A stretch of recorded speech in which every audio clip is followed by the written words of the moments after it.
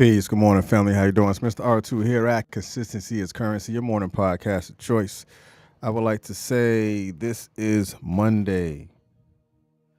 And this is the last Monday. I had to make sure I was looking at it right and proper.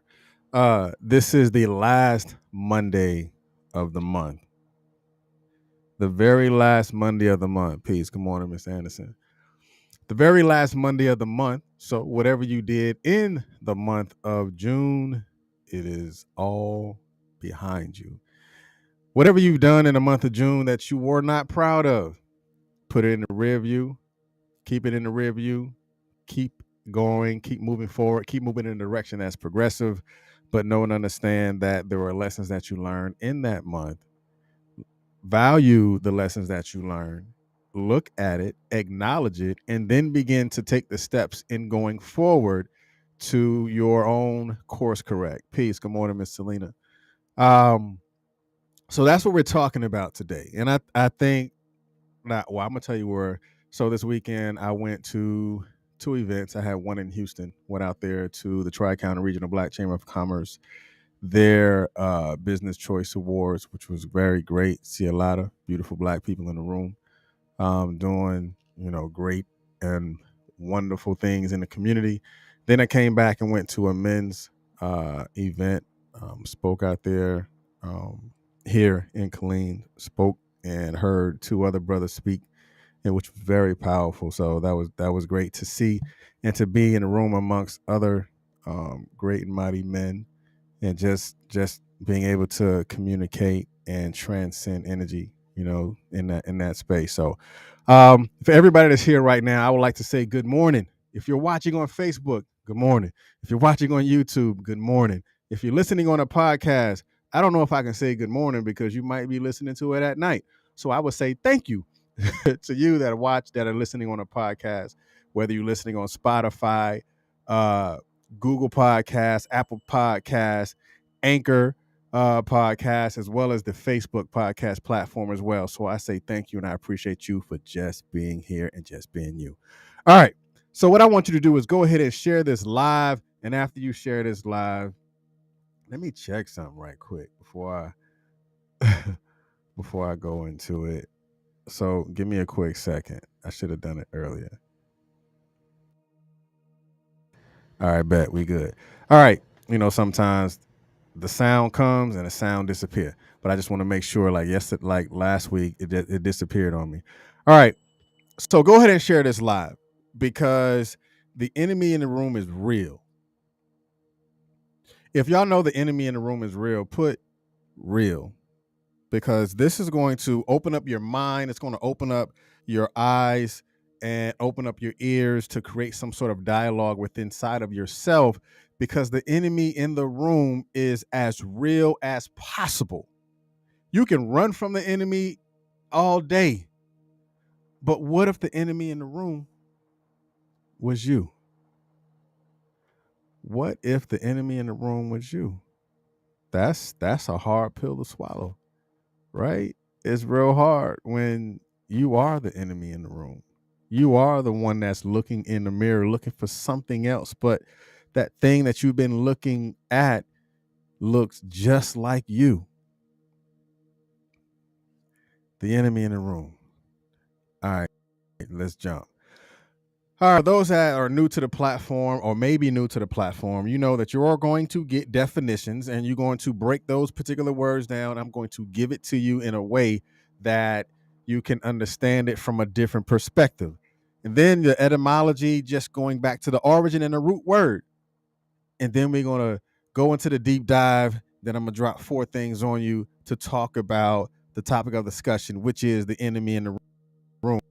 Go into the definition of the word enemy. The enemy is a thing that harms or weakens something else.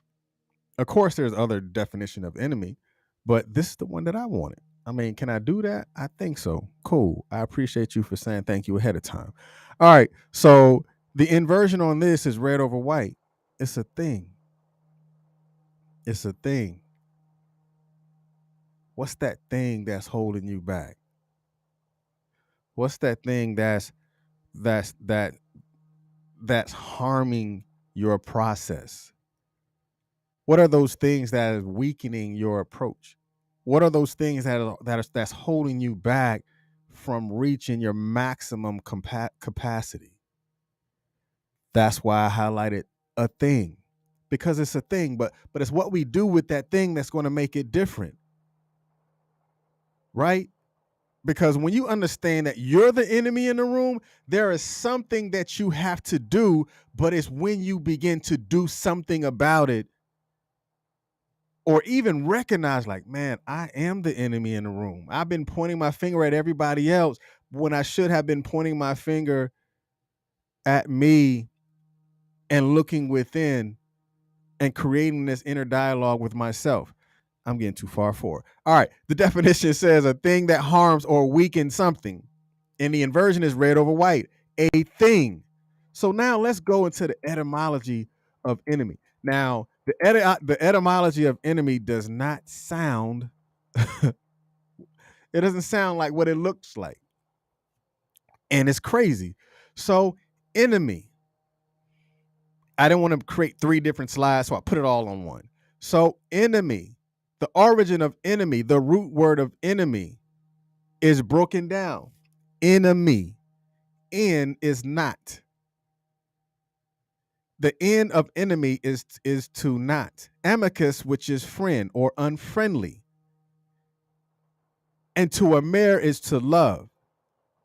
Or Amy, A-M-E-E, talks about being beloved or loved.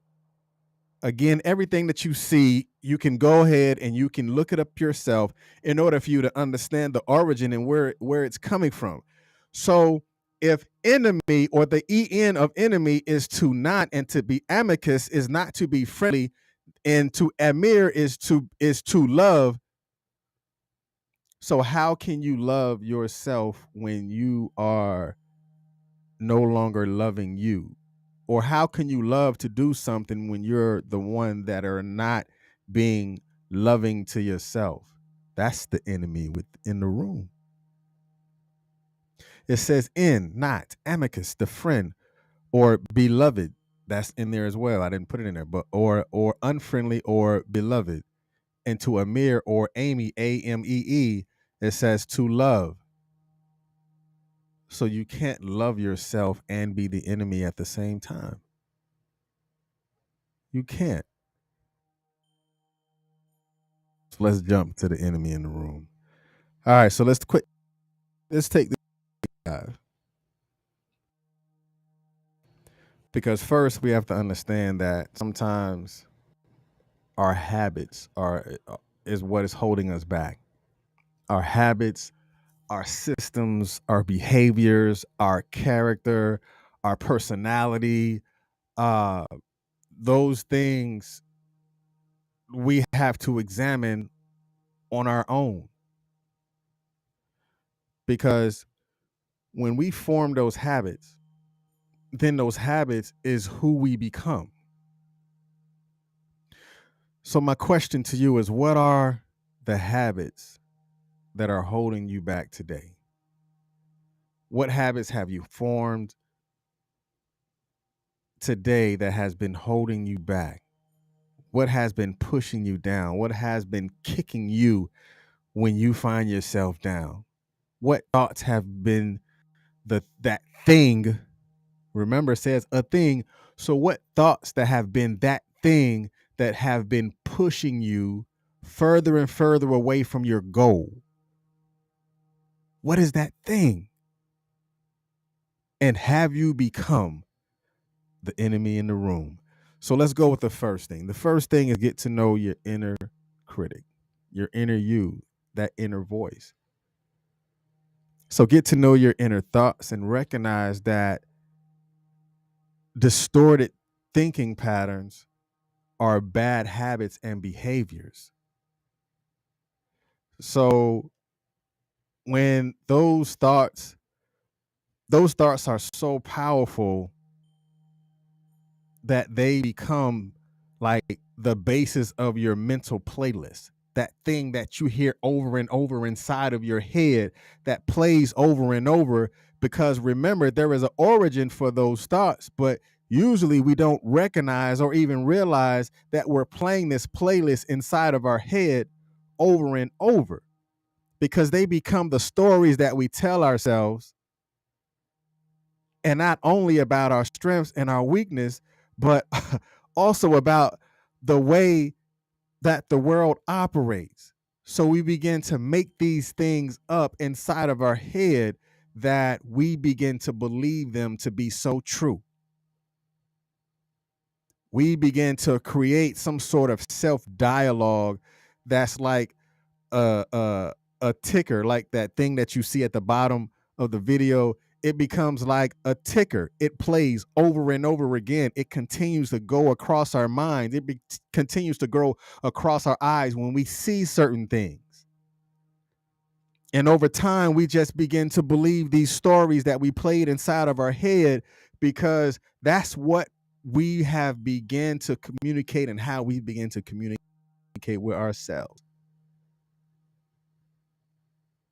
The enemy in the room. And when you begin to understand, there are things that you're going to have to let go. You can be the enemy in the room with those things that you don't let go. Those things begin to hold you back from moving forward because you don't want to let go. It stunts your growth. It's like planting a seed inside of a flower pot, and you take the contents of the flower pot and you want to put it in a bigger pot. It wasn't even developed yet. It wasn't developed. It didn't even begin to take shape or to take form, but you thought that it's time for you to move on, but you didn't even let go and let it grow.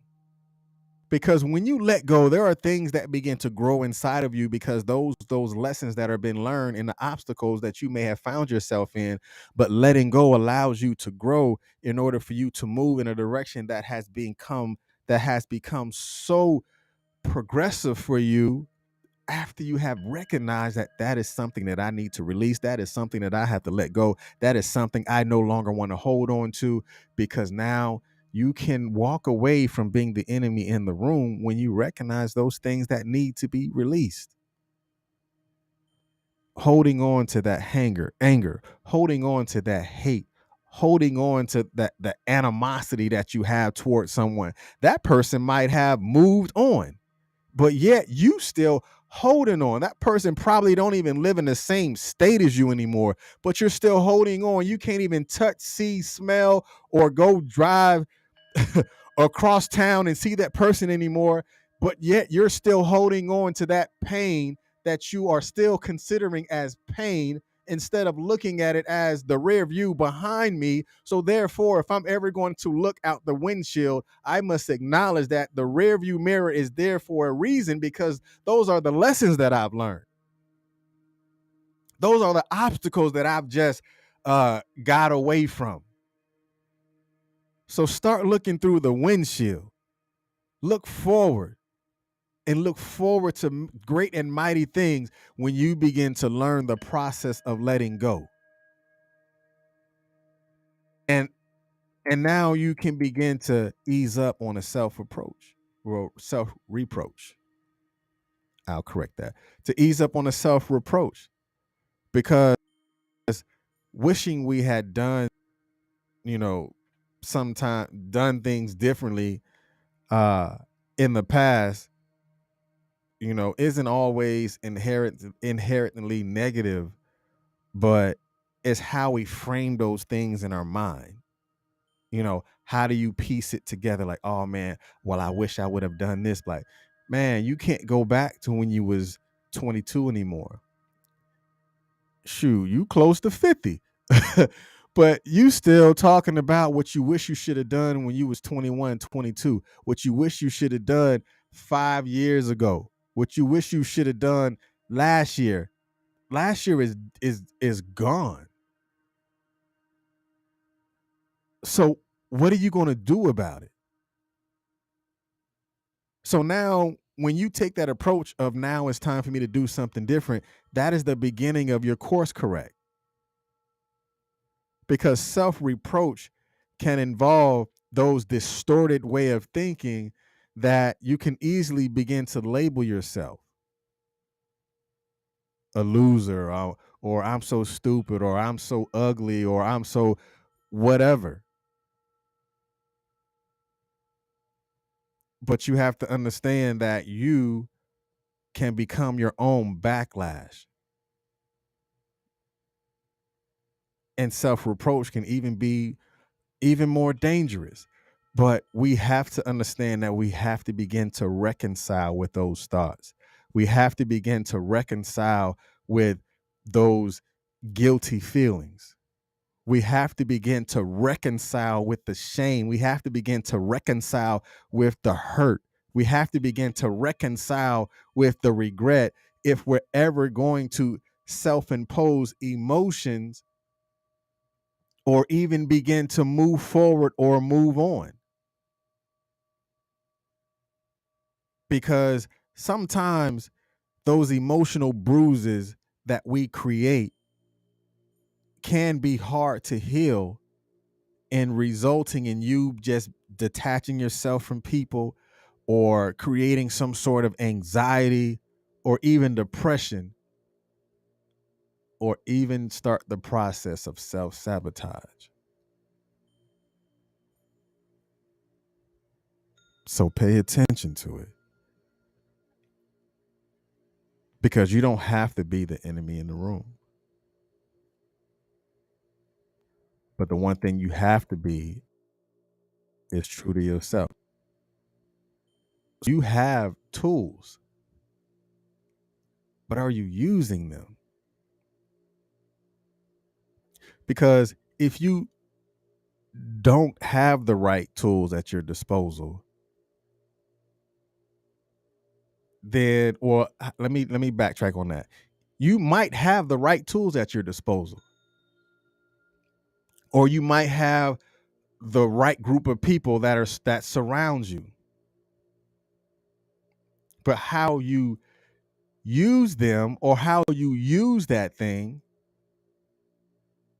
is how you can begin the process of changing or the process of moving on. And you don't have to set yourself up for failure, because oftentimes the systems that we have could be at our detriment, because, well, this is what we've always done. This is what I've always done. And you feel, just because you've always done it that way, and you keep bumping your head, running into that same wall, turning that corner, falling into that same ditch, you feel that you should keep a hold on that system, instead of looking at it like, man, I've always had the right tools, but maybe this system need to change because it's not working for me. So now we have to begin to rethink how we do those things if we're ever going to continue, or even begin to take ourselves away from being the enemy in the room. And and when we begin to acknowledge that we have been the enemy in the room, just like when you look at the etymology of the word enemy, it talks about to not love. You can go back and fall in love with yourself again, and to no longer be the enemy in the room, to know yourself down, to no longer kick yourself, change the way you think. When you acknowledge that you have been your worst enemy, change your habits, look at what systems that you face for you, and how you think when you get to a certain point in life, or how you get in a certain point when you find yourself in a situation that may not even be favorable to you, but having the ability to walk away from it, or having the ability to letting go, kind of like we spoke about this past week, having the ability to surrender, to say, you know what, I don't have to be here, I don't have to continue to do this, I'll yield, and it's time for me to go. So don't be your own enemy because you don't want to let go. Don't be your own enemy because you refuse to look at the lessons that need to be learned in order for you to begin to move forward. And listen to yourself.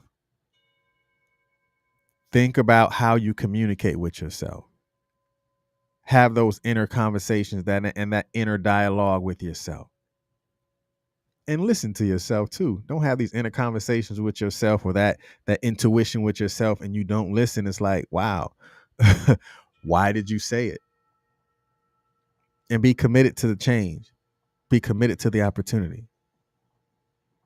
Stop being your own, creating your own opposition within yourself, and then move forward. And then when you learn that process of no longer being your very own opposition and creating the opportunity for yourself, then be consistent with it. Be consistent, develop it, understand that you have learned or you're learning more about yourself as you begin to communicate and do things and be okay with stepping out alone or stepping out on faith.